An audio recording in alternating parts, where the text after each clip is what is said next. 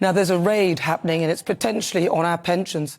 Rishi and his Chancellor, Mr. Hunt, you've got to be careful with that one, said that they would ensure those with the widest shoulders should carry the heaviest burden, which begs the question why they believe that to be the squeezed middle class.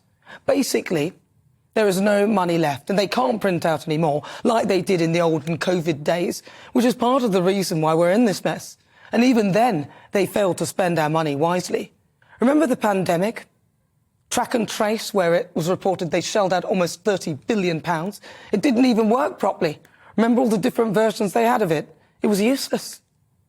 They shook the magic money tree to pay for people to stay in their homes, but they kept shaking it even when it was clear that they needed to stop. They cost us even more. And where the money landed, they appeared to lose the appetite to recoup it. Like, for example, many of the bounce-back loans which bounced off the face of the earth. And what about the PPE? Sadly, the global trade market means that we don't actually make much here anymore. So when the global supply chains dried up, we had to pay extortionate amounts for it. I can remember a shipment we were waiting for from Turkey, which turned out to be just that. I mean, it would be funny if people weren't losing their lives, some potentially catching COVID due to the lack of protection from it.